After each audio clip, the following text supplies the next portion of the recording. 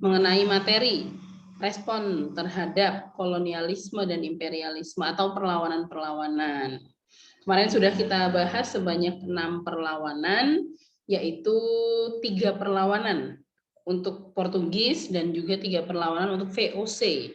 Nah, hari ini kita akan menyelesaikan membahas tentang perlawanan kepada kolonialisme Belanda. Oke, kita mulai saja ya. Saya share screen materinya.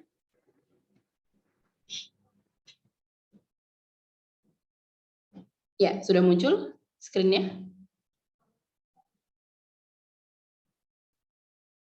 Sudah? Sudah, Bu. Ya, sebentar.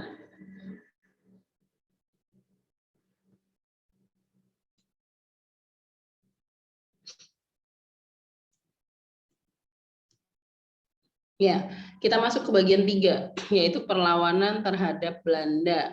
Kalau di pertemuan sebelumnya kita sudah membahas perlawanan terhadap Portugis, itu ada 3, ada perlawanan yang dilakukan oleh Kesultanan Ternate dari Maluku, Kesultanan Aceh, dan juga Kesultanan Demak. Nah, kalau untuk yang melawan VOC juga kemarin kita sudah membahas ada 3, dari Mataram Islam, terus juga Banten, dan juga Makassar. Nah, hari ini kita melanjutkan materi ke perlawanan terhadap Belanda atau kolonial, bukan yang VOC ya. Kalau VOC kan yang kongsi dagangnya. Nah, yang materi minggu lalu saya nggak review dulu, nanti saja untuk di akhir kita langsung saja bahas ke materi yang hari ini. Nah, bagian 3 ini kita akan membahas tentang perlawanan terhadap Belanda. Ini ada perlawanan-perlawanan dari berbagai macam daerah. Yang pertama, ini adalah perlawanan Patimura dari wilayah Maluku. Perlawanan Patimura ini dilatar belakangi oleh beberapa hal.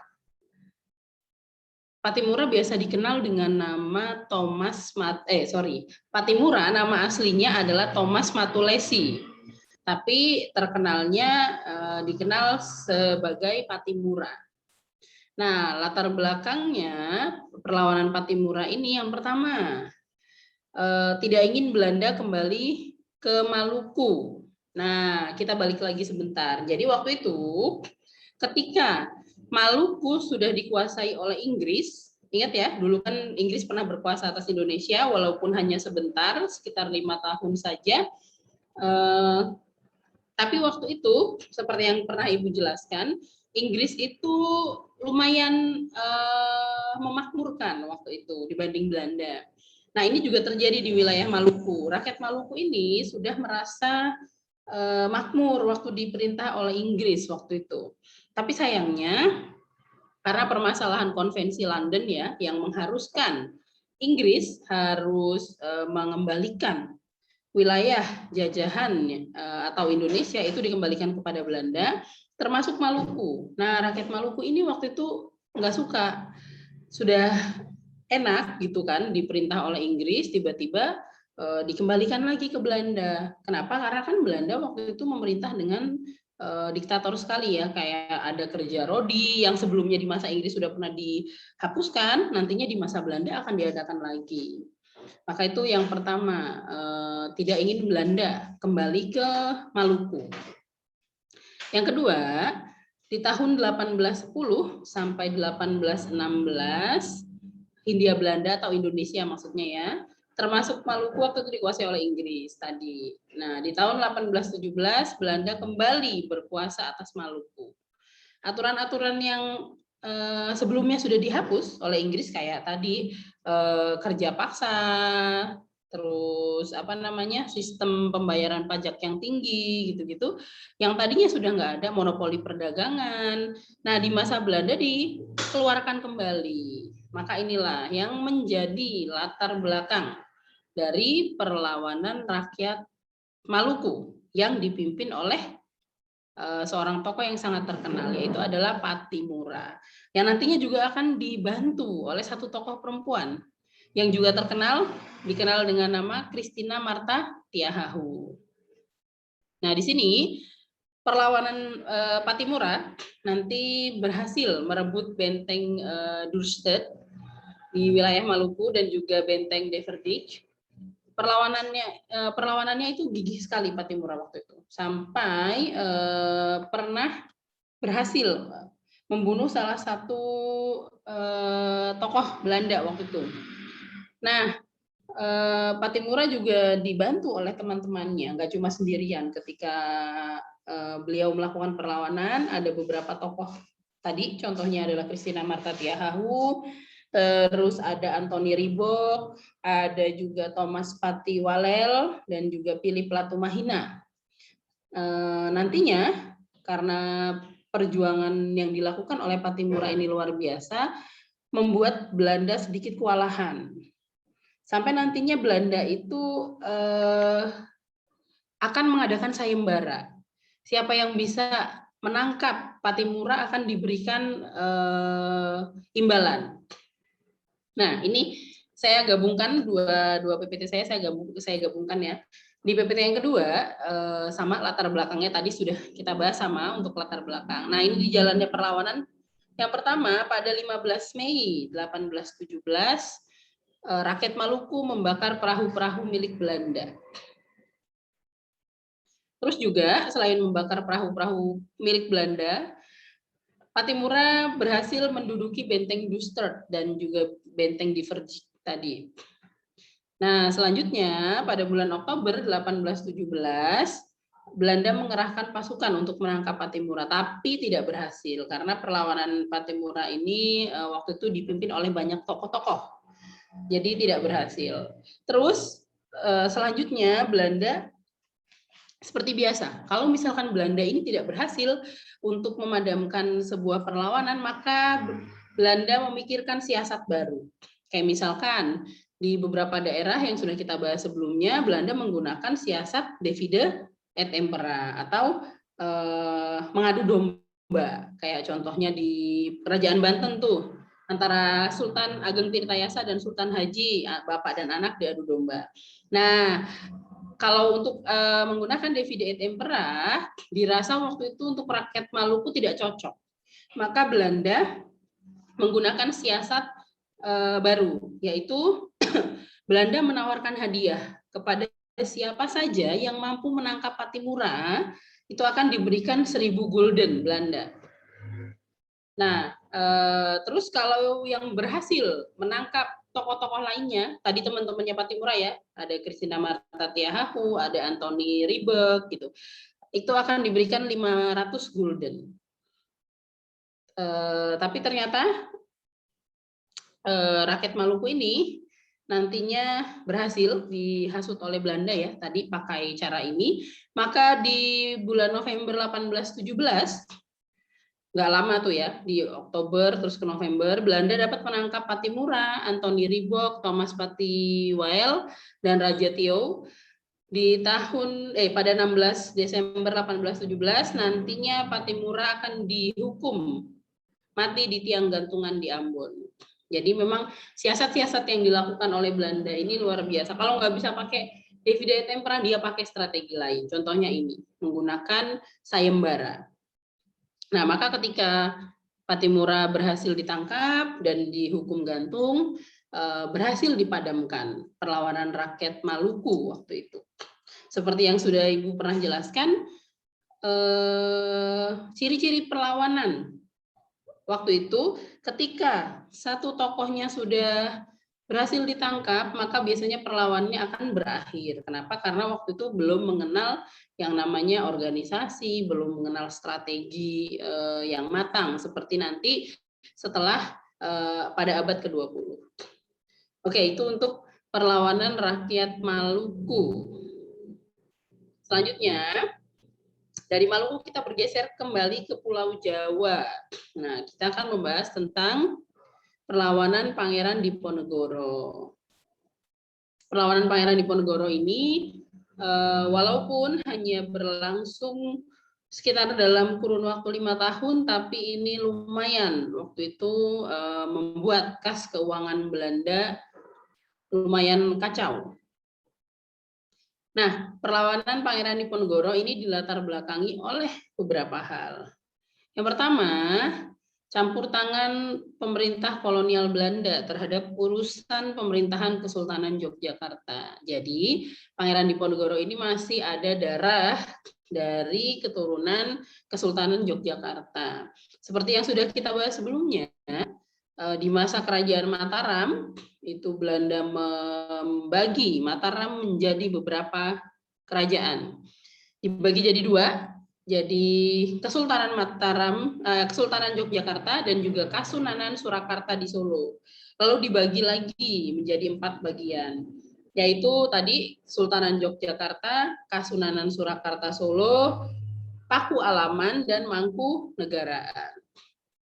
Nah, ini juga nantinya akan menjadi pemicu perlawanan Diponegoro, yaitu campur tangan pemerintah kolonial Belanda terhadap urusan pemerintahan Kesultanan Yogyakarta.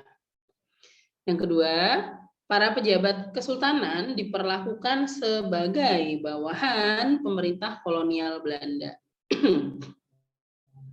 Yang ketiga, penetapan berbagai pajak oleh pemerintah kolonial Belanda. Dan ini membuat rakyat Kesultanan Yogyakarta waktu itu menjadi sangat menderita. Nah, yang terakhir, ini merupakan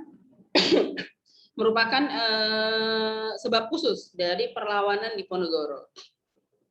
Sebab khusus dari perlawanan Pangeran Diponegoro adalah pemasangan patok-patok untuk pembuatan jalan yang melewati makam leluhur Pangeran Diponegoro. Nah, ini sangat menyinggung Diponegoro waktu itu dan membuat Pangeran Diponegoro marah. Kenapa? Karena makam leluhurnya itu mau dibikin jalan, dan waktu itu sudah dipasang patok-patok untuk pembatas dan akan dibikin jalan waktu itu oleh Belanda. Nah, hal inilah yang membuat perlawanan Diponegoro waktu itu semakin berkobar. Maka tadi ada sebab umum, ada sebab khusus. Kalau 3 sebab di atas itu yang umum, nah yang nomor 4 atau yang paling bawah itu adalah yang sebab khususnya. Karena masalah Belanda tadi akan membuat jalan melewati makam leluhurnya Diponegoro.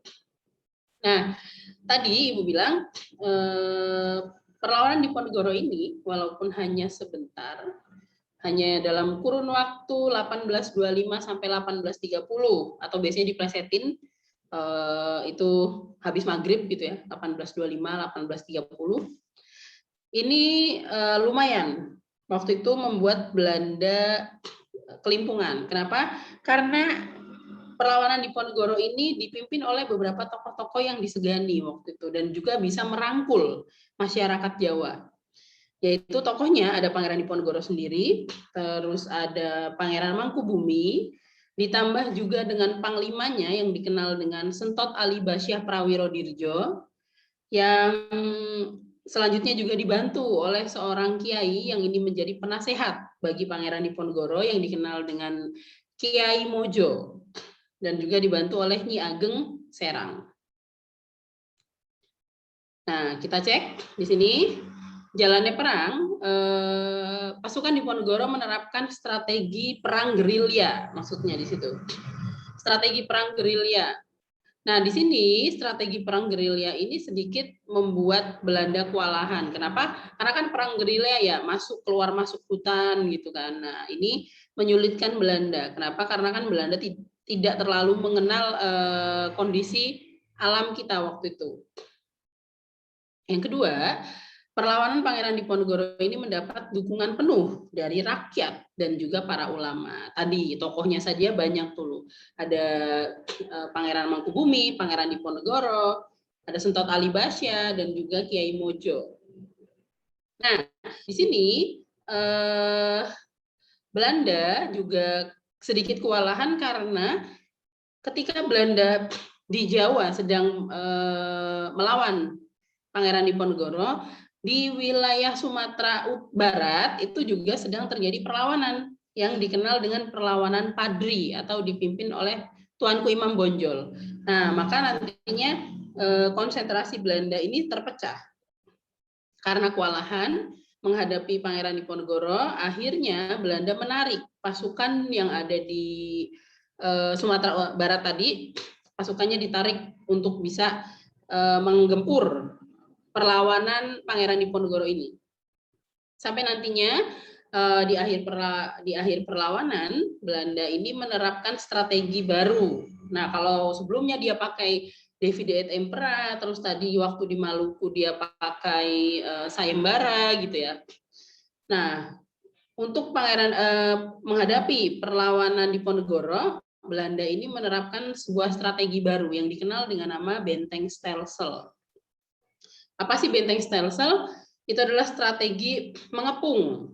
Jadi strateginya itu dikonsentrasikan di Belanda mengepung, membuat benteng-benteng. Nah, itu dikepung. Nanti dari Diponegoro dan yang prajurit yang lainnya tidak akan berhasil lari. Maka diterapkan strategi baru, yaitu benteng Stelsel. Karena kalau nggak diterapkan benteng Stelsel ini atau pengepungan, tadi Belanda nggak berhasil. Kenapa? Karena Diponegoro menerapkan strategi perang gerilya, yaitu keluar masuk hutan terus. Maka susah. Nah, dipersempitlah area perlawanannya, lalu dikepung.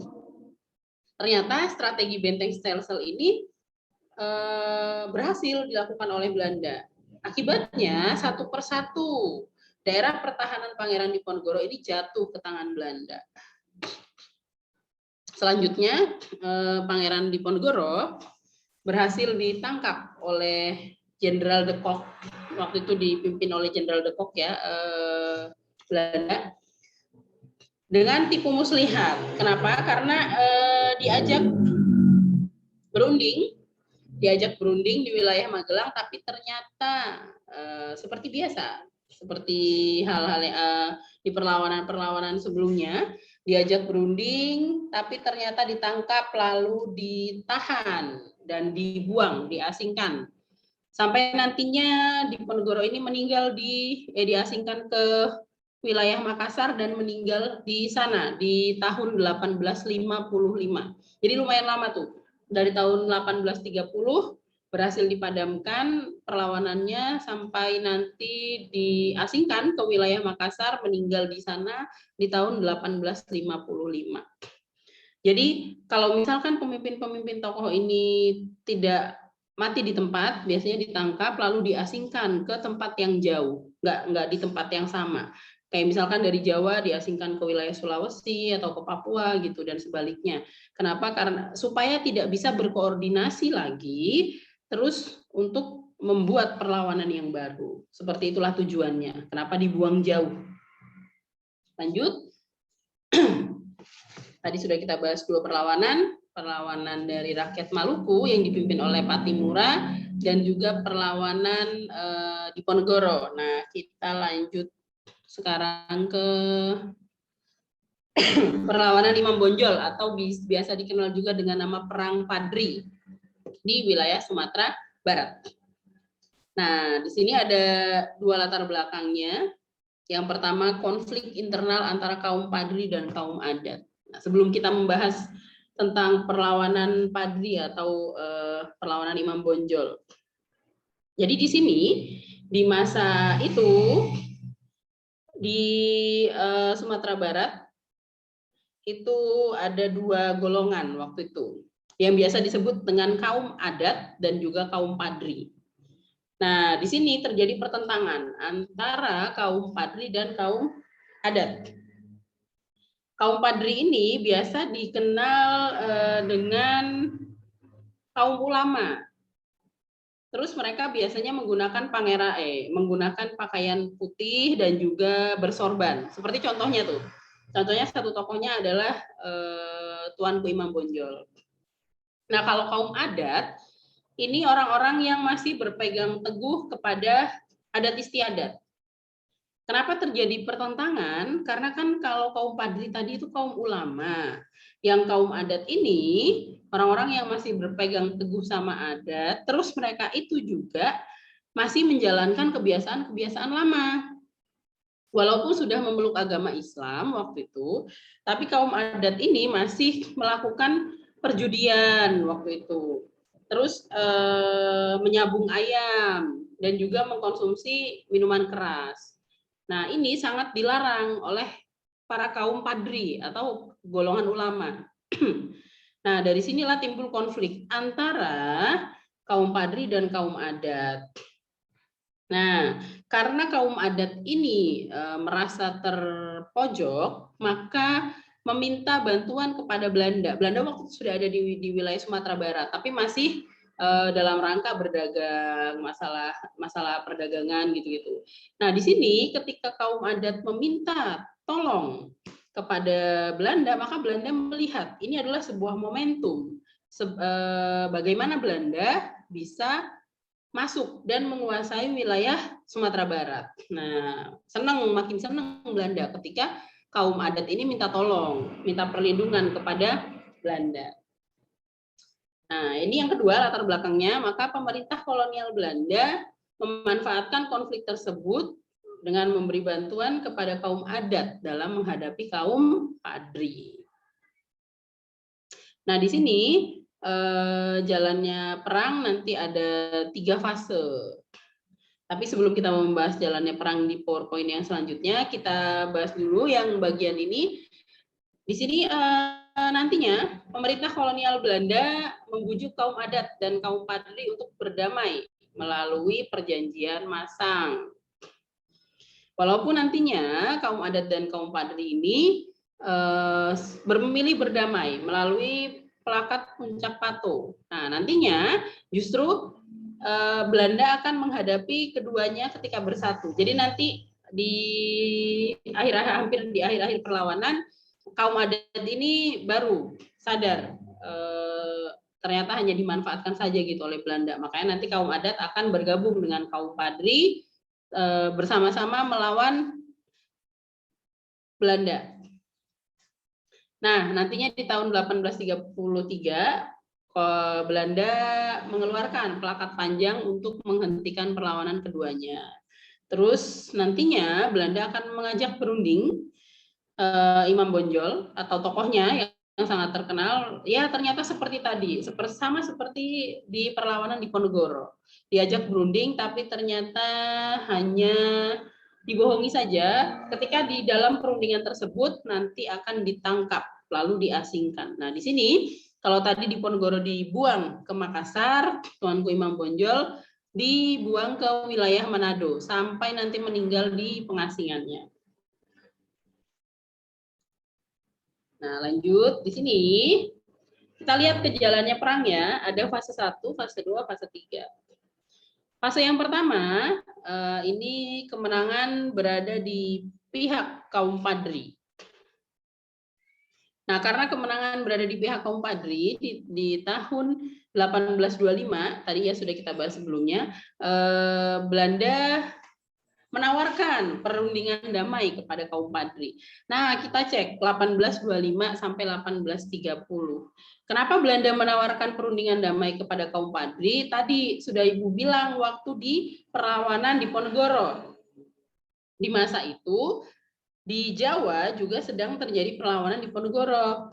Nah, di sini karena dirasa yang waktu itu lebih urgent perlawanan di Ponorogo, maka prajuritnya banyak yang ditarik ke Jawa untuk menghadapi perlawanan di Ponorogo. Nah, di sini maka Belanda memikirkan strategi baru. Di tahun 1825 sampai 30 di wilayah Sumatera Barat ini atau di Perang Padri, karena prajuritnya setengahnya dibawa ke Jawa untuk perang di Ponorogo, maka Belanda menawarkan perundingan damai kepada kaum padri. Jadi dia muter otak nih. Kalau misalkan tetap melawan juga pasti kayaknya kalah gitu kan, karena kurang nih personilnya, lagi dialihkan ke Jawa. Nah, maka Belanda menawarkan perundingan damai. Jadi di fase kedua ini agak menurun perlawanan yang dilakukan oleh kaum padri.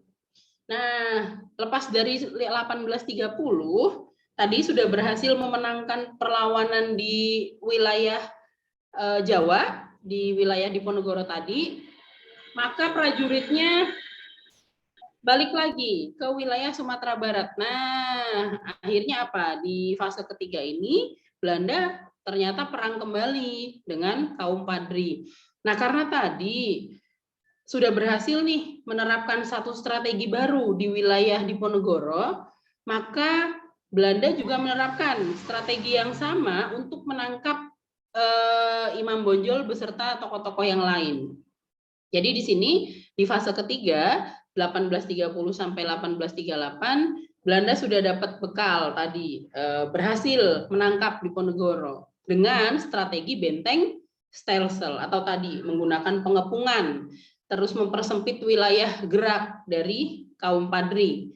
Nah, makanya di tahun 1837 Belanda berhasil menangkap Imam Bonjol lalu dibuang ke wilayah Manado tadi.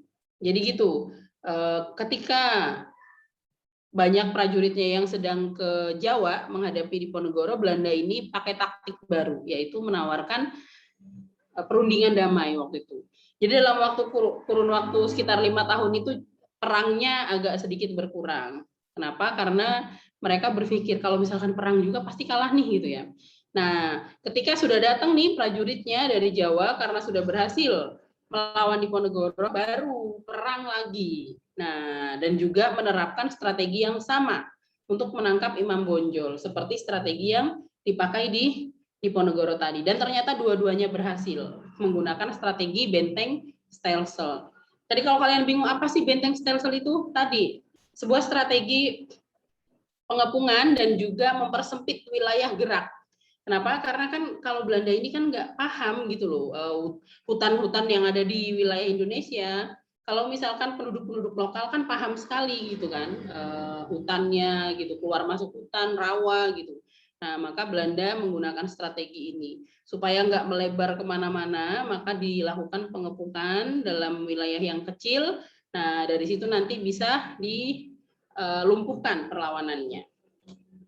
Oke, itu tadi sudah 3 perlawanan.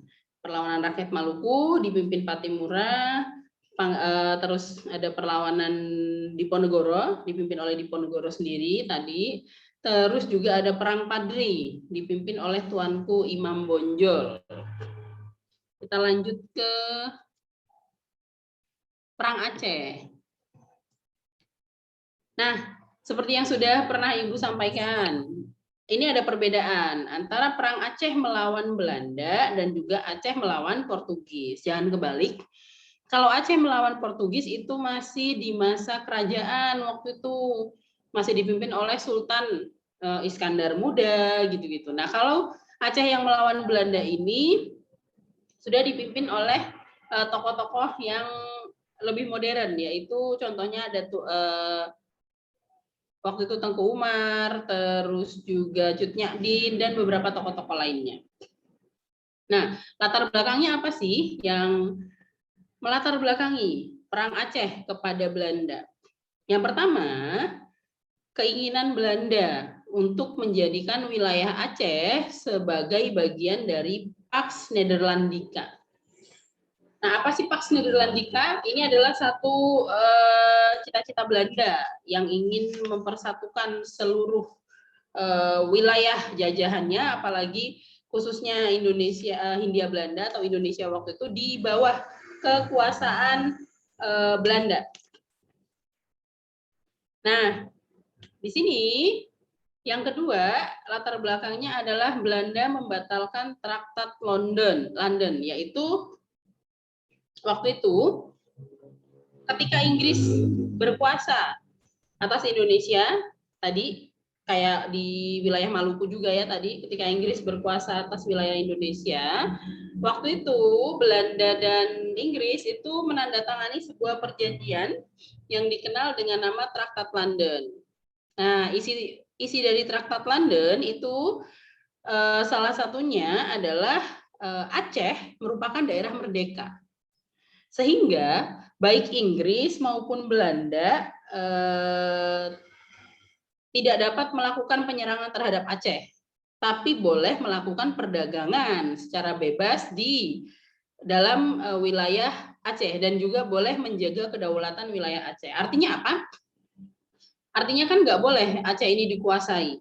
Sedangkan cita-cita dari Belanda tadi adalah Pax Nederlandica, yaitu menyatukan seluruh tanah jajahan Indonesia sebagai di bawah bendera dari Belanda. Nah, sedangkan untuk Aceh sendiri ini ada satu hak istimewa, yaitu tadi dikenal dengan nama Traktat London, yang isinya tadi Aceh ini adalah satu wilayah merdeka, tidak boleh diotak-atik. Baik Inggris maupun Belanda nggak boleh nih mengotak-atik Aceh. Aceh ini adalah wilayah bebas, tapi silakan boleh berdagang di Aceh. Nah, Belanda ini pengennya karena Aceh ini tadi kaya ya, kita sudah bahas sebelumnya nih, Aceh ini kaya, terus juga letaknya itu ada di dekat wilayah Malaka, itu kan sebagai wilayah perdagangan dan juga bandar transit waktu itu. Maka Belanda ini pengennya Aceh ini dikuasai, nggak cuma sebagai wilayah bebas perdagangan saja. Nah inilah yang melatar belakangi Perang Aceh. Ada dua latar belakang ini tadi. Selanjutnya, Perang Aceh ini bermula ketika Sultan Mahmud menolak permintaan Belanda agar Aceh menguasai kekuasaan Belanda di wilayah Aceh tadi. Nah, Belanda pengen banget nih Aceh mau menguasai Belanda dan juga mau mengakui kedaulatan Belanda waktu itu. Nah, si Sultan Mahmud ini waktu itu tokohnya ini ternyata wafat karena penyakit kolera. Terus nanti akan digantikan oleh tuanku Muhammad Daud Syah dengan gelar Sultan Ibrahim Mansur Syah. Sampai nantinya akan ada juga tokoh-tokoh baru kayak ada Tengku Umar, ada Cut Nyadin dan beberapa tokoh lainnya. Nah, meskipun terjadi pergantian pemimpin, perlawanan rakyat Aceh tetap berlangsung, tidak padam. Ini membuat Belanda harus menerapkan strategi baru, yaitu memblokade pelabuhan-pelabuhan Aceh dalam rangka mematikan sumber ekonomi dan pendapat kesultanan. Nah, di sini Belanda memikirkan strategi baru nih supaya Aceh ini nggak dapat pendapatan, supaya ekonominya terpuruk, maka Belanda melakukan blokade terhadap pelabuhan-pelabuhan. Kan tadi seperti Ibu bilang bahwa Aceh ini wilayahnya dekat dengan Selat Malaka, terus juga Aceh ini merupakan wilayah transit perdagangan. Maka Belanda melakukan blokade terhadap pelabuhan-pelabuhan Aceh. Nah, Aceh ini merupakan salah satu perlawanan yang lama banget. Jadi dari tahun 18-an sampai nantinya di tahun 1900-an. Berarti kan lama sekali perlawanan Aceh ini. Salah satu faktornya, kenapa sih Aceh itu sulit dipadamkan perlawanannya? Yang pertama, masyarakat Aceh itu sangat taat kepada pemimpin. Nah, apa yang dibilang pemimpin, itulah yang dilakukan oleh rakyat Aceh. Yang kedua, Aceh itu punya kondisi alam yang hutan-hutan dan juga bergunung-gunung. Ini sangat menyulitkan bagi Belanda untuk menumpas perlawanan rakyat Aceh. Sampai nantinya Belanda itu memikirkan strategi baru. Pakai apa sih supaya bisa menumpas perlawanan rakyat Aceh? Karena dari tahun 18-an sampai nanti di tahun 1905-1907, coba bayangkan. Lama sekali perlawanannya. Nah, di sini Aceh tadi memikirkan strategi baru sampai nantinya Belanda ini akan mengirimkan satu tokoh yang terkenal sekali tokohnya, dikenal dengan nama Snoek Hurgronje. Nah, Snoek Hurgronje ini adalah seorang orientalis Belanda. Sampai-sampai Snoek Hurgronje ini belajar ke wilayah Arab. Kenapa? Karena kan tadi orang Aceh ini taat sama pemimpin, terus juga taat banget sama agama Islam waktu itu ya. Nah, di sini Snoek Hurgronje belajar ke Arab sampai mempelajari Al-Qur'an, mempelajari bahasa Arab. Nah, di situ nantinya Snoek Hurgronje paham. Ternyata orang Aceh ini tadi sangat taat kepada pemimpin. Terus juga kalau misalkan mau melawan rakyat Aceh, Belanda ini harus menggunakan strategi gerak cepat sehingga pasukan Aceh mengalami kesulitan untuk mencari perlindungan atau kabur ke wilayah hutan dan gunung tadi. Karena kan tadi sudah Ibu bilang ya, wilayah Aceh ini kondisi alamnya hutan lebat dan juga gunung. Terus juga pasukan Belanda sebaliknya tidak menawarkan perundingan. Kenapa? Karena perundingan nggak akan pernah diterima oleh rakyat Aceh. Terus juga pasukan Belanda kalau misalkan mau melawan rakyat Aceh itu harus memerangi golongan agama. Kenapa? Karena golongan ini sangat berpengaruh dibanding golongan bangsawan. Jadi kalau misalkan lewat golongan bangsawan atau raja itu nggak berpengaruh. Kenapa? Karena waktu itu rakyat Aceh ini lebih taat kepada golongan agama. Terus karena tadi siasat yang digunakan oleh Belanda melalui Snokkurgrogje ternyata nantinya berhasil. Kenapa? Karena tadi Snokkurgrogje ini berhasil menemukan kelemahan-kelemahan rakyat Aceh. Nggak tanggung-tanggung. Snokkurgrogje ini dia tadi sampai mempelajari Al-Quran tadi ya, beliau sampai paham dengan isi Al-Quran karena dia bertahun-tahun belajar langsung ke Mekah.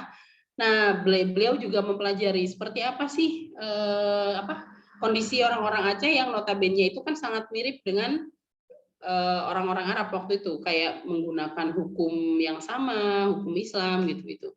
Nah, tadi dengan strategi-strategi itu akhirnya nantinya Aceh berhasil dipadamkan perlawanannya. Karena Belanda menerima saran dari Snokkurgrogje ini untuk mengadu domba kaum bangsawan dengan kaum ulama. Maka pernah Ibu sebutkan ada Tengku, ada Teku. Kalau Tengku itu adalah golongan kalau Tengku itu adalah golongan ulama. Tapi kalau Teku yang Teuku, nah Teku Umar ini adalah golongan bangsawan waktu itu. Maka diadu domba antara golongan bangsawan dengan golongan ulama, terus juga tadi menggunakan strategi-strategi tadi ya, nggak usah pakai perundingan karena orang-orang Aceh nggak bakal mau diajak perunding. Terus juga nggak perlu menghiraukan sultan. Kenapa? Karena sultan ini tidak terlalu berkuasa atas rakyat Aceh. Terus juga pasukan Belanda harus menggunakan strategi gerak cepat supaya prajurit Aceh ini nggak bisa kabur lari lagi ke wilayah hutan gitu kan. Terus juga harus memerangi golongan agama karena golongan ini yang sangat berpengaruh dibanding golongan bangsawan. Nah, akhirnya di tahun 1903 pasukan Belanda berhasil menghancurkan kantong pertahanan rakyat Aceh dan menewaskan Tengku Umar. Berhasil menewaskan Tengku Umar, terus perlawanannya nanti akan dilanjutkan oleh istrinya Tengku Umar yang kita kenal dengan nama Cut Nyadin pada tahun 1905. Nah, di 1905 ini Cut Nyadin berhasil ditangkap dan diasingkan ke wilayah Sumedang, Jawa Barat, sampai nanti meninggal di wilayah Sumedang. Makanya kalau misalkan teman-teman pernah main ke Sumedang, di situ ada rumah pengasingan Cut Nyadin. Jadi di rumah itulah selama bertahun-tahun Cut Nyadin diasingkan di wilayah Sumedang sampai nantinya meninggal di sana. Ya, ini tadi perlawanan Aceh. Kenapa berlangsung sangat lama? Tadi salah satu faktornya adalah kondisi alam Aceh. Kedua, orang-orang Aceh ini juga sangat taat sekali kepada pemimpin, khususnya golongan agamawan. Maka nantinya dengan memikirkan siasat bagaimana sih melawan Aceh, sampai nantinya Belanda akan mengirimkan satu utusan satu tokoh yang dikenal dengan nama Snokkurgrogje. Beliau sampai belajar tentang agama Islam langsung ke Arab sana. Oke, perlawanan Aceh sudah, maka kita lanjut ke perlawanan Sisingamangaraja 12. Dari Aceh kita sedikit bergeser ke wilayah Tapanuli. Nah, latar belakangnya sikap Belanda yang menginginkan wilayah Tapanuli menjadi bagian dari wilayah kekuasaannya. Nah, jadi ceritanya setelah Perang Padri berakhir, Perang Padri tadi kan di wilayah ini ya, apa namanya, Sumatera Barat, di wilayah Bukit Tinggi dan sekitarnya. Setelah berhasil menumpas perlawanan Padri, Belanda ini ingin melebarkan kekuasaannya ke wilayah Tanah Batak, seperti di wilayah Mandailing, Angkola, Padang Lawas, Sipirok, sampai ke Tapanuli. Nah, ini terkena imbas nih, wilayah Tapanuli. Gara-gara tadi wilayah Sumatera Barat sudah berhasil dikuasai, maka Belanda pengen menguasai juga wilayah-wilayah di Tanah Batak tadi. Ada Mandailing, Tapanuli, Sipirok gitu ya. Nah, di sini menyebabkan satu tokoh yang dikenal dengan nama Sisingamangaraja 12 ini marah sekali. Kenapa? Karena tanahnya ingin dikuasai oleh Belanda. Yang kedua, adanya penyebaran agama Nasrani, khususnya Kristen Protestan yang dilakukan oleh para Zending Belanda waktu itu. Ini juga menimbulkan perlawanan oleh penduduk setempat. Kenapa? Karena di masa itu dikhawatirkan akan menghilangkan tatanan tradisional dalam bentuk kesatuan negeri yang telah turun-temurun yang dilakukan oleh rakyat Tapanuli waktu itu. Kalau misalkan masuk agama baru gitu ya. Jadi ditakutkan akan menghilangkan kebiasaan-kebiasaan lama yang dilakukan oleh rakyat Tapanuli. Nah, inilah yang menjadi latar belakangnya. Yang pertama tadi karena Belanda menginginkan wilayah Tapanuli menjadi bagian wilayah kekuasaannya. Yang kedua karena penyebaran agama Nasrani. Nah, di tahun 1894 Belanda melakukan serangan ke pusat pemerintahan kerajaan Batak di Bakara. Tokohnya yang terkenal dengan nama Sisingamangaraja 12 ini berhasil melarikan diri ke Dairi Pakpak. Sampai nantinya di tahun 1907 Belanda kembali melakukan serangan dan menangkap anggota kekeluarga Sisingamangaraja 12. Jadi nanti istrinya berhasil ditangkap, yang bernama Boru Sagala, terus juga dua putranya nanti juga berhasil ditangkap dan juga ibunya. Tapi di sini Sisingamangaraja tetap nggak mau menyerah, walaupun anggota keluarganya sudah berhasil ditangkap oleh Belanda. Sampai nantinya di tahun 1907, 17 Juni, Sisingamangaraja ini tewas dalam pertempuran. Jadi beliau tetap nggak mau menyerah sampai akhirnya nanti beliau tewas dalam pertempuran. Nah ini ya, sama tadi latar belakangnya Belanda yang ingin berniat menguasai wilayah Tapanuli, terus kekhawatiran rusaknya tatanan tradisional masyarakat Tapanuli karena masuknya agama Nasrani tadi. Terus jalannya perang, Sisingamangaraja menggunakan strategi perang gerilya. Jadi kalau kebanyakan perlawanan-perlawanan di Indonesia ini menggunakan strategi perang gerilya. Kenapa? Karena ini memang didukung oleh kondisi alam kita yang banyak hutan waktu itu.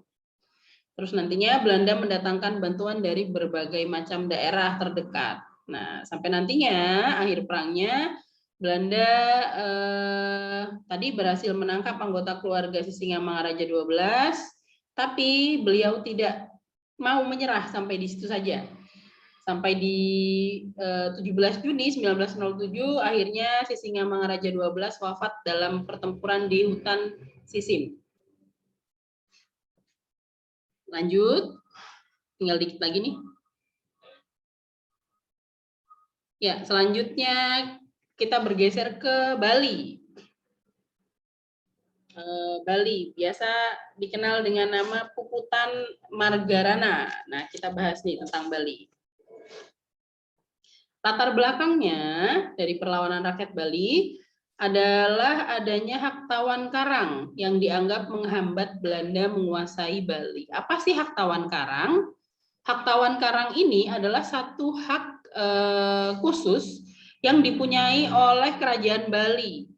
Kalau ada kapal yang masuk ke wilayah Bali dan terdampar, maka boleh dikuasai seluruh isinya, bahkan bukan seluruh barang-barangnya saja, baik kapalnya maupun orang-orang di dalamnya. Nah, itu adalah hak tawan karangnya Bali. Nah, ini dianggap sangat merugikan bagi Belanda. Kenapa? Karena kan kapal-kapal Belanda yang berdagang, misalkan dari Bali, terus juga mau ke wilayah Maluku atau ke wilayah timur lainnya, itu kadang kan di masa dulu ya berdagang masih pakai kapal-kapalnya kan nggak secanggih sekarang gitu. Kapal-kapalnya masih pakai perahu kayu gitu-gitu. Nah, itu dulu banyak yang suka terdampar kalau mengalami kerusakan, harus menepi dulu gitu kan. Nah, ini kalau misalkan terdampar di Bali, maka dilakukan hak tawan karang tadi. Seluruh barang-barang, orang, bahkan kapalnya itu menjadi hak dari kerajaan Bali. Nah, ini dirasa sangat merugikan, maka Belanda melakukan perlawanan terhadap kerajaan Bali. Nah, kerajaan-kerajaan Bali ini kan ada beberapa kerajaan juga. Di sini ada kerajaan Karangasem dan Buleleng, tetap melakukan perlawanan terhadap Belanda. Nah, ada satu tokoh yang sangat terkenal, yaitu kita kenal dengan nama I Gusti Ketut Jelantik. Terus ada juga Raja Buleleng yang dikenal dengan nama I Gusti Ngurah Made Karangasem. Nah, Raja Buleleng I, I Gusti Ngurah Made Karangasem, dan I Gusti Ketut Jelantik nantinya akan merampas kapal Belanda. Sampai nantinya Belanda akan melakukan perlawanan juga kepada kerajaan Bali. Ini, nah, perlawanan Bali ini biasa dikenal dengan nama Perang Puputan. Jalannya peperangan, rakyat Bali di bawah I Gusti Ketut Jelantik mengobarkan perlawanan semangat Perang Puputan. Yang kedua, Belanda mengerahkan ekspedisi militer kepada rakyat Bali. Nah, ini juga terkenal, kalau tadi ya hak tawan karang itu artinya apa, sudah saya jelaskan. Terus arti dari Perang Puputan. Perang Puputan itu adalah perang hingga titik darah penghabisan untuk mempertahankan Bali. Dan ini benar-benar dilakukan oleh raja-raja Bali waktu itu. Mereka berperang sampai nanti tewas di medan peperangan. Maka di akhir peperangan dimenangkan oleh Belanda dan berhasil merebut benteng Jagaraga. Dan I Gusti Ketut Jelantik nanti juga meninggal di dalam peperangan tersebut karena mereka nggak ada kata menyerah. Kalau misalkan memang harus kalah ya dia tidak apa-apa, gugur di dalam medan pertempuran. Nah, itulah yang dilakukan oleh raja-raja Bali waktu itu. Maka dikenal dengan nama Perang Puputan, yaitu perang hingga titik darah penghabisan untuk mempertahankan mempertahankan tanah Bali dari dominasi Belanda. Lanjut ke satu perlawanan terakhir. Nah, satu perlawanan terakhir berasal dari perlawanan Kesultanan Banjar dari wilayah Kalimantan.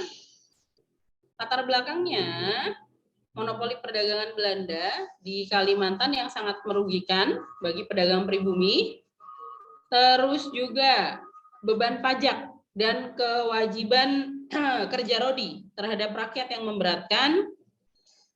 Yang ketiga, intervensi Belanda terhadap urusan internal kerajaan Banjar. Lalu yang terakhir, keinginan Belanda menguasai Kalimantan yang kaya akan hasil tambang. Nah, ini menyebabkan perlawanan dari Kesultanan Banjar. Tokohnya ini juga terkenal, yaitu biasa kita kenal dengan Pangeran Antasari dan juga ada Pangeran Hidayatullah. Nah, nantinya ketika jalannya peperangan, Pangeran Hidayatullah ini berhasil ditangkap dan diasingkan ke wilayah Bogor pada tahun 1862. Jadi kalau diasingkan itu jauh-jauh. Kalau dari barat dibuang ke timur, dari timur dibuang ke barat, biasanya seperti itu. Jadi supaya tidak bisa berkoordinasi untuk melakukan perlawanan kembali. Dan pada 1962 terjadi pertempuran Pangrangon yang dianggap sebagai Perang Banjarmasin. Nantinya di tahun 1962 Pangeran Antasari ini wafat karena sakit yang diderita dan juga kelelahan ketika menghadapi perlawanan kepada Belanda. Ya, ini tadi sudah kita bahas banyak sekali perlawanan, khususnya perlawanan kepada Belanda ini sangat banyak dibandingkan perlawanan terhadap Portugis yang kemarin sudah kita bahas ada 3. Terus perlawanan terhadap VOC juga sudah kita bahas sebelumnya. Nah, hari ini kita selesaikan membahas perlawanan kepada kolonial Belanda tadi. Ada perlawanan Maluku dipimpin oleh Patimura, perlawanan di Ponegoro, ada perlawanan Perang Padri dipimpin oleh Tuanku Imam Bonjol, terus juga ada Perang Aceh, ada Perang Bali, terus juga perlawanan Sisingamangaraja, dan juga ada perlawanan Kesultanan Banjar. Ya, itulah berbagai macam respon atau perlawanan yang dilakukan oleh rakyat Indonesia, tapi waktu itu masih dalam konteks daerah-daerah, belum dalam konteks kenasional Indonesia. Maka perlawanan-perlawanan ini bisa tarik kesimpulan berhasil dipadamkan oleh Belanda. Kenapa? Karena belum mengenal satu kata nasionalisme, terus belum ada pemimpin secara nasional, masih dipimpin oleh daerah masing-masing. Nah, di selanjutnya ada dampak dari penjajahan bangsa Eropa. Ada beberapa dampak-dampaknya di sini. Beberapa pengaruh kolonialisme di bidang politik. Misalkan jabatan pemerintah pusat dipegang oleh bangsa Eropa, sedangkan bangsa pribumi hanya menempati jabatan kecil kayak yang ada di wilayah pedesaan gitu, itu dipimpin oleh orang-orang pribumi. Tapi untuk pusat itu dipimpin oleh orang-orang Eropa. Di bidang hukum, penggunaan istilah-istilah hukum Belanda masih kita temukan dalam hukum Indonesia. Misalnya onslak itu istilah lepas dari segala tuntutan hukum. Nah, hukum yang ada di Indonesia ini juga adalah hukum warisan dari zaman kolonial Belanda yang walaupun sudah dilakukan pembaruan, tapi secara garis besarnya hukum kita itu adalah hukum warisan dari Belanda. Bidang ekonomi, pemerintah kolonial nanti menetapkan kebijakan sistem tanam paksa, sewa tanah, ekonomi uang, dan juga kerja kontrak. Ternyata kerja kontrak yang hari ini itu sudah ada dari zaman-zaman dulu. Bidang sosial, pengaruh kolonialisme dalam bidang sosial ini kita temui dalam bidang pendidikan, gaya hidup, dan juga bahasa. Walaupun bahasa Belanda nggak banyak bisa kita ketahui hari ini. Nah, sehingga saat ini penggunaan kosakata Belanda dan Portugis itu banyak yang terserap, tapi sudah berbeda tulisannya. Nanti akan kita bahas di bab selanjutnya nih. Ada apa-apa saja sih yang ternyata itu peninggalan-peninggalan dari zaman kolonial. Ini di bab ini hanya dibahas sedikit saja dampaknya, tapi nanti ada pembahasan sendiri tentang dampak dari kolonialisme imperialisme.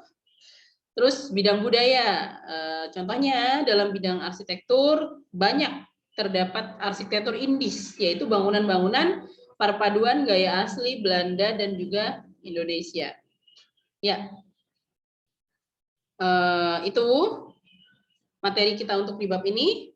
Jadi tadi dari 2 minggu yang lalu ya kita sudah membahas dari awal. Waktu itu kita membahas perlawanan kepada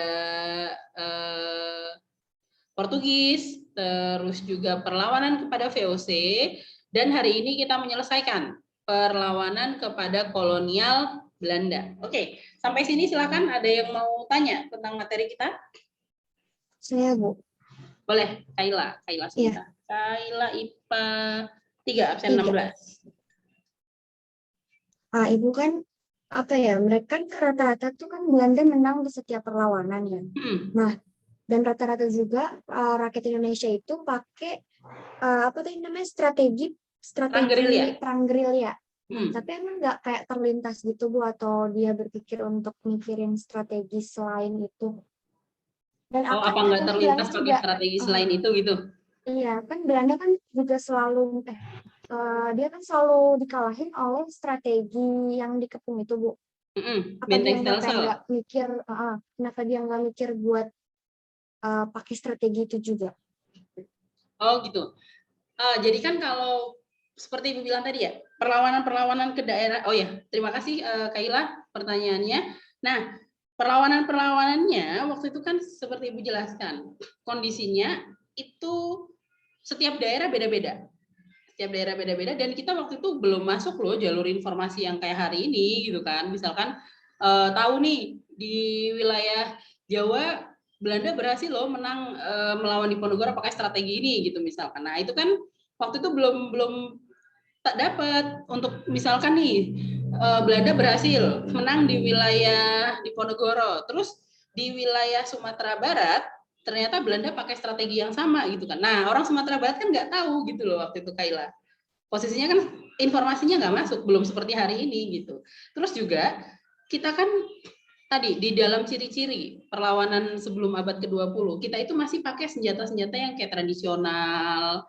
Tadi ya, bahkan kan kita kayak katanya orang Indonesia waktu itu melawan Belanda pakai bambu runcing gitu kan ya. Terus sedangkan Belanda ini sudah pakai senjata-senjata modern, sudah pakai meriam, sudah pakai pistol gitu kan. Nah, terus makanya tadi salah satu strategi kita ya pakai perang gerilya. Kenapa? Karena perang gerilya itu menyulitkan buat Belanda. Kalau misalkan nih kita bertempur, terus kita merasa kalah, kita kabur ke dalam hutan gitu ya. Nah, Belanda ini kan nggak paham kondisi di dalam hutan itu seperti apa gitu, karena kan dia bukan orang asli, Indonesia. Sedangkan yang orang-orang asli tadi, orang-orang daerah-daerah masing itu paham sekali kondisi di dalam alamnya mereka gitu, di mana tempat persembunyian, di mana gua gitu-gitu kan ya. Nah, Belanda kan nggak paham, makanya salah satu caranya yang paling efektif dilakukan waktu itu adalah menggunakan perang gerilya. Nah, jangan salah, perang gerilya ini nantinya akan diadopsi oleh Jenderal Sudirman. Sering kan dengar Jenderal Sudirman, panglima perang kita menggunakan strategi perang gerilya gitu, keluar masuk hutan, bahkan dalam kondisi sakit beliau tetap ditandu gitu ya. Terus juga ternyata strategi perang gerilya Indonesia ini nggak main-main. Ini ada satu buku yang terkenal sekali dipakai oleh banyak prajurit dunia, itu menggunakan strategi perang gerilya dari Indonesia yang dituliskan oleh Jenderal Ahmad Nasution. Bahkan dipakai oleh Vietnam. Ketika Vietnam melawan Amerika, kalau teman-teman pernah lihat film Rambo, saya yakin udah pernah. Film Rambo yang dimainkan oleh Sylvester Stallone ya. Tapi di film itu diplesetkan seolah-olah Amerika yang menang melawan Vietnam. Padahal yang sebenarnya terjadi, Vietnam itu berhasil mengalahkan Amerika di Vietnam. Ternyata pakai strategi apa? Perang gerilya. Perang gerilya dari mana? Dari Indonesia. Diadopsi dari Ahmad Nasution dan juga Jenderal Sudirman. Jadi ternyata bagus sekali strategi perang gerilya Indonesia itu. Bahkan diakui sama dunia. Gitu Kaila. Walaupun waktu itu untuk konteks perlawanan daerah ini perang gerilyanya belum banyak berhasil, wajar karena kan tadi kita pakainya senjatanya saja sudah sangat kalah gitu ya, gitu Kaila. Tapi ternyata tadi perang gerilya kita tuh luar biasa ketika dipraktekkan oleh Jenderal Sudirman, oleh Ahmad Nasution, bahkan diadopsi sama Vietnam dan Vietnam berhasil menang loh melawan Amerika gitu. Ya, gimana Kaila, paham? Terima kasih banyak Bu. Ya paham. Ya, boleh. Nah, yang lain teman-teman yang mau tanya, silakan sebutkan nama, nomor absen. Ibu, saya boleh nanya, Bu? Boleh, Ahmad Masri. Tapi ada dua pertanyaan, Bu. Boleh. Ya, silakan. Yang pertama itu kan tadi ada Perang Banjar. Itu tahunnya 1962 atau benar, Bu? Perang Banjar. Perang Banjar itu tadi 1962 ya, saya ditulisannya ya. Iya. Sebentar, saya cek lagi.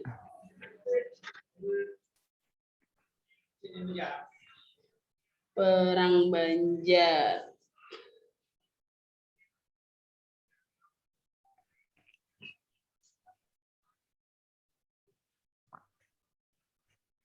Kalau misalkan 1962 kan udah iya, ini ya. Iya. Kayaknya saya salah nulis deh. Kayaknya 1862 ya, Bu. 1862. Oh. Jadi yang di atas 1862, yang di bawah ternyata salah tulis 1962. Nanti saya benerin, karena kalau lagi share screen ini kan nggak bisa dibenerin. Nanti saya benerin, terus saya edit yang ada di GC kalian saya benerin juga. Ya, terima kasih Ahmad Nasri koreksinya tadi 1802. Kalau 1902 posisinya kita sudah merdeka. Oke, itu yang pertama. Yang kedua, silakan. Yang kedua ini kan Ibu jelasin yang perlawanan Portugis ya 3, terus VOC-nya juga ada beberapa. Itu emang dijelasinnya segitu aja atau emang ada perlawanan lagi tapi emang nggak Ibu masukin ke PPT? Cuman saya juga belajar ini doang sih. Iya, kan sebenarnya ada lagi ada lagi. Perlawanan-perlawanan yang lain kayak perlawanan rakyat Tondano gitu-gitu. Tapi kayak apa namanya? Itu nggak gimana ya bahasanya, bukan nggak penting. Tapi memang jarang gitu. Untuk soal-soal gitu ya, untuk misalkan kalian nanti UTBK untuk tes gitu-gitu, itu jarang sekali keluar tentang materi itu gitu. Nah, kenapa saya nggak sampaikan? Karena kan posisinya kita pandemi. Nah, pandemi ini memang ada kurikulum yang membolehkan kita atau saya sebagai guru itu melakukan penyederhanaan. Jadi boleh ada beberapa yang nggak disampaikan. Kenapa? Karena kan kalau misalkan banyak banget juga kalian nanti pusing gitu ya belajarnya gitu kan. Terus juga dengan beberapa pertimbangan saya nggak menjelaskan karena itu tadi itu biasanya jarang banget keluar di dalam soal. Walaupun nanti misalkan kayak ujian atau tes UTBK itu jarang banget keluar tentang materi itu gitu Ahmad Nasir. Jadi nggak saya keluarkan. Kayak ada sih, ada perlawanan orang-orang Tondano gitu-gitu, terus perlawanan etnis Tionghoa terhadap Belanda gitu-gitu. Tapi kan itu kayak kecil banget kemungkinan untuk keluar soalnya gitu. Makanya saya nggak sampaikan. Jadi saya pilih-pilih yang paling penting-penting saja. Ini saja kita udah banyak banget nih. Udah berapa perlawanan tuh kalau dihitung secara keseluruhan. Gitu Ahmad Nasri. Oh, jadi sebenarnya ada ya Bu? Cuman ada yang lainnya, tapi memang tidak saya sampaikan karena memang sedikit saya sederhanakan. Beberapa, tapi nggak banyak sih, paling hanya 2 atau 3 perlawanan lagi yang nggak saya masukkan. Kayak oh ya, contohnya perlawanan rakyat Palembang itu nggak saya masukin, itu juga karena jarang keluar, makanya nggak saya masukin. Gitu Ahmad Nasri. terima kasih banyak Bu. Ya, sama-sama. Silakan yuk yang lain. Kita sampai jam berapa ya? Sampai jam 8, Bu. Sampai jam 8, berarti masih ada waktu. Yuk silakan yang mau tanya lagi. Ada pertanyaan lain?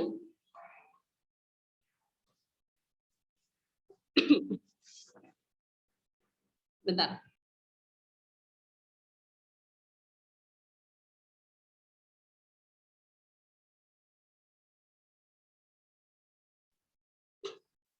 Ya teman-teman lain ada yang mau bertanya? Kalau nggak ada yang nanya berarti gantian. Saya yang bertanya.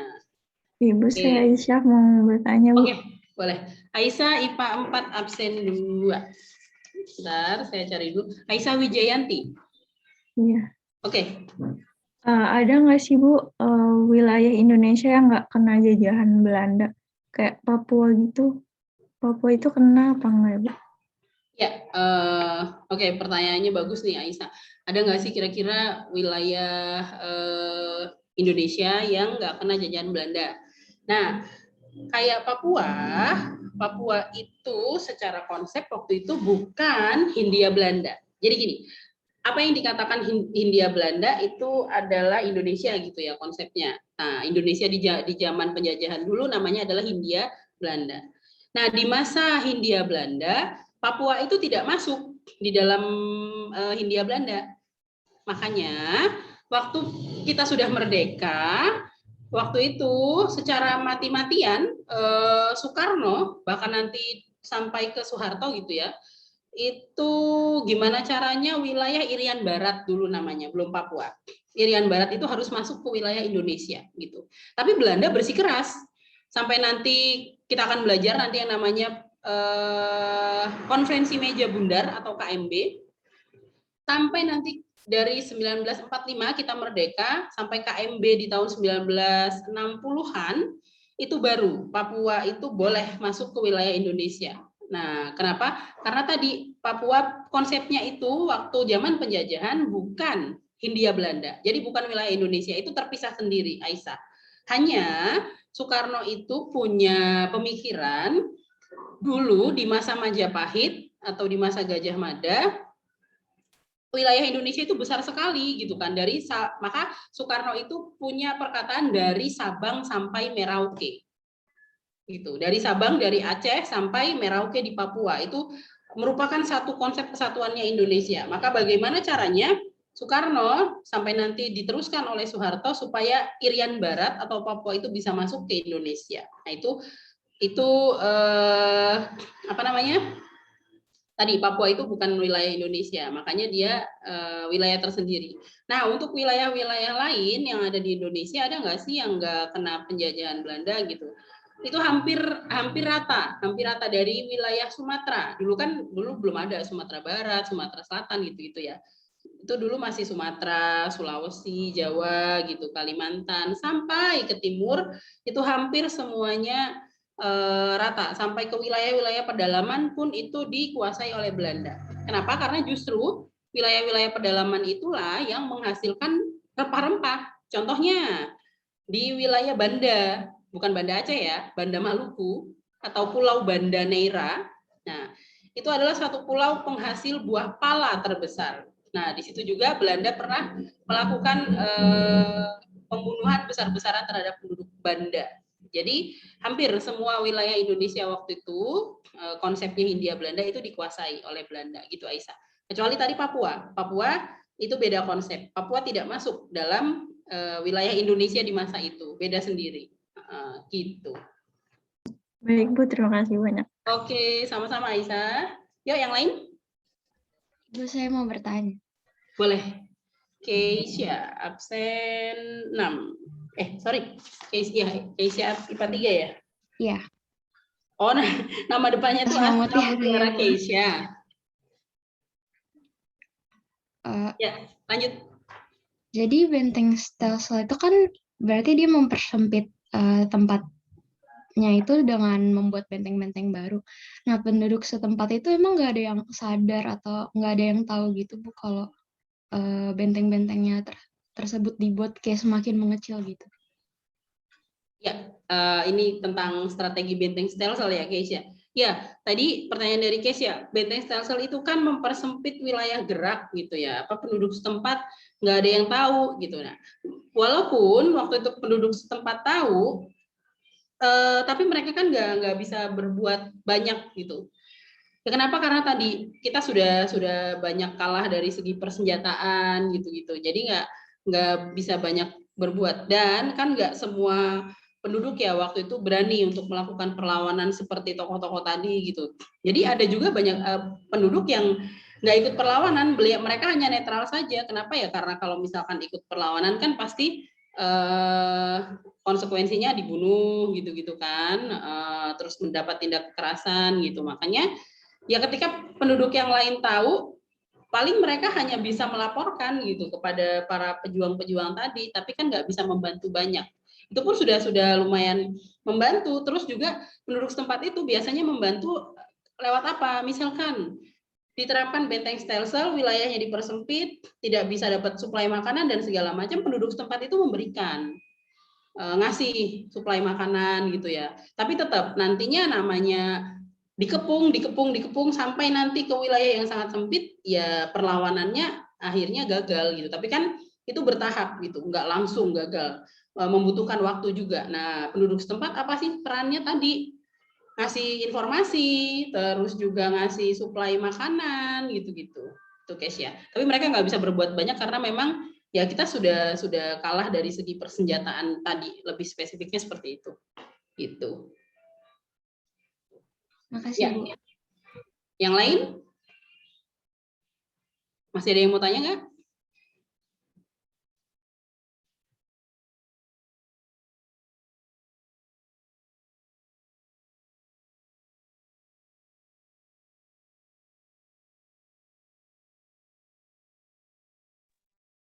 Saya ingin bertanya, Bu.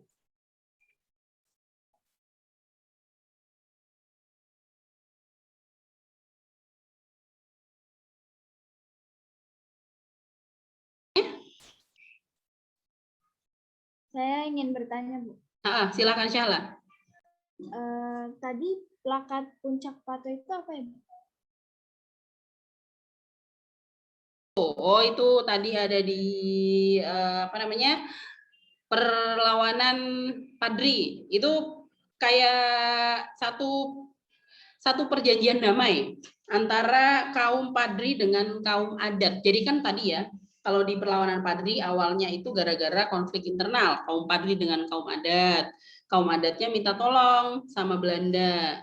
Nah, nantinya ketika mereka perang gitu ya, terus kaum adat ini nantinya akan punya kesadaran lah, kok melawan apa namanya, keluarganya sendiri gitu, melawan orang-orang sendiri. Nah, nantinya ketika terjadi perlawanan itu antara kaum Padri dengan kaum adat itu menandatangani plakat Puncak Pato atau plakat perjanjian perdamaian antara kaum Padri dengan kaum adat. Jadi mereka nanti berdamai, bahkan nantinya justru sama-sama melawan Belanda bareng-bareng. Kalau tadinya mereka berperang masing-masing bahkan dibantu oleh Belanda, nantinya mereka akan bersatu bareng-bareng melawan Belanda gara-gara tadi ditandatangani plakat Puncak Pato. Gitu, Syahla. Terima kasih, Bu. Iya, sama-sama. Ada lagi? Syahla IPA 4.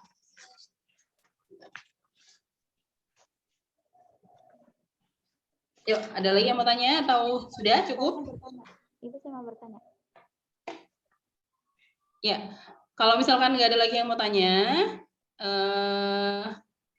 berarti kita cukupkan sampai di sini pertemuan hari ini. Silakan kalian bersiap-siap untuk pelajaran selanjutnya. Hari ini saya belum kasih tugas, nanti minggu depan. Minggu depan kita nggak Zoom, kita sudah 3 kali Zoom ya untuk materi ini. Nah, minggu depan kita mengerjakan tugas di GCR. Nanti minggu depan silakan teman-teman cek GCR-nya untuk mengerjakan tugas. Nah, kalau minggu depan sudah mengerjakan tugas, berarti di minggu selanjutnya kita sudah bisa ulangan harian untuk bab yang kedua. Kenapa? Karena nanti biasanya itu kita sudah mau masuk ke bulan ketiga nanti. Nah, itu kita akan ada penilaian tengah semester. Nah, penilaian tengah semester itu nanti paling nggak ada dua nilai ulangan maupun 2 nilai tugas yang bisa dimasukkan ke dalam rapot tengah semester. Jadi jangan lupa nanti teman-teman yang tugasnya belum kalau tugas sudah semua ya, tugas bab pertama ulangan juga sudah ikut semua. Remedial nih yang belum saya cekin satu-satu. Nah, untuk yang kedua nanti jangan lupa tugasnya juga harus dikerjakan semua dan ulangan jangan lupa ikut. Itu. Sebentar ada yang chat nih. Ya, Putri. Putri gimana? Mau tanya apa, Bu? Ibu saya mau tanya, Bu. Suara saya Ya, tadi nggak kedengeran di saya. Tadi pada saat perlawanan Aceh, kan ada yang namanya perjanjian Traktat London ya, Bu? Nah, itu alasan Belanda membatalkan Traktat London itu apa ya, Bu? Apakah ada faktor-faktor yang menyebabkan? Oke, ya. Traktat London ini sebelum perlawanan Aceh ya, Put ya. Jadi Traktat London itu adalah satu perjanjian yang ditandatangani antara Inggris dengan Belanda. Nah, isinya adalah bahwa Aceh itu adalah sebuah wilayah merdeka. Tidak boleh diganggu-gugat, berarti tidak boleh dikuasai. Nah, selain wilayah yang bebas merdeka, silakan kalau Belanda atau bangsa lain mau berdagang di wilayah Aceh boleh, tapi nggak boleh dikuasai gitu. Nah, Belanda ini pengennya Aceh ini sebagai wilayah kekuasaan Belanda. Kenapa? Karena Belanda punya satu cita-cita yang namanya adalah Pax Nederlandica atau kayak menyatukan wilayah Hindia Belanda keseluruhan di bawah tangan Belanda atau di bawah bendera Belanda. Nah, faktor-faktornya tadi kenapa Belanda pengen tadi Belanda membatalkan Traktat London ya tadi karena Belanda pengen menguasai Aceh.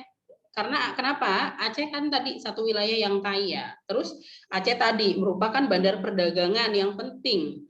Maka Belanda pengen banget tuh menguasai Aceh. Dan gimana caranya bisa menguasai Aceh? Harus membatalkan Traktat London yang tadi sudah ditandatangani dengan Inggris sebelumnya. Seperti itu, Putri. Maka itu jadi salah satu faktor latar belakang dari perlawanan Aceh, karena Belanda membatalkan isi Traktat London, gitu. Baik, terima kasih banyak Ibu. Oke, ya Putri, sebentar, Putri IPA 331.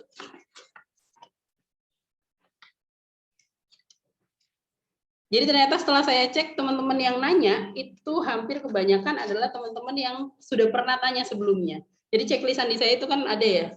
Nah, pas tiap saya checklist, oh ternyata udah pernah nanya nih sebelumnya. Teman-teman yang lain ayo dong, yang belum bertanya, belum aktif.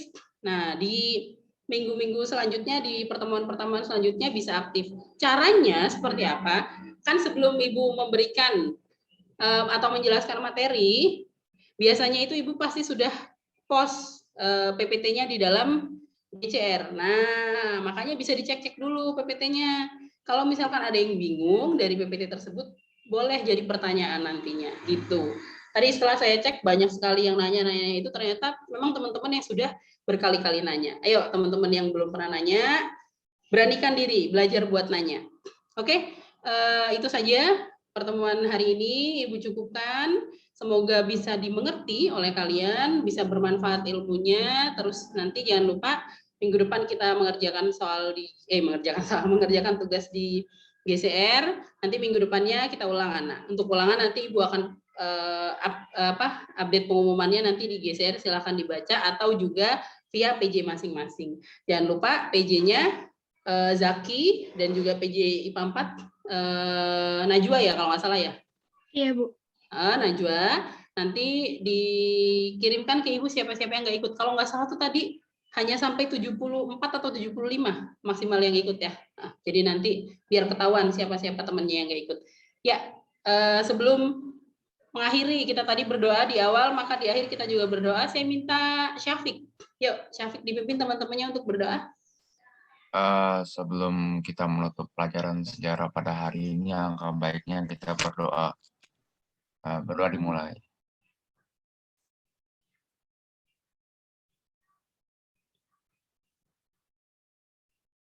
Berdoa selesai. Terima kasih banyak, Bu. Iya, terima kasih banyak juga Syafiq sudah memimpin doa untuk mengakhiri pelajaran hari ini. Ya, silakan bersiap-siap mengikuti pelajaran selanjutnya matematika ya kalau nggak salah sama Bu Nani. Selalu semangat untuk belajar dan juga semoga kita semua selalu dalam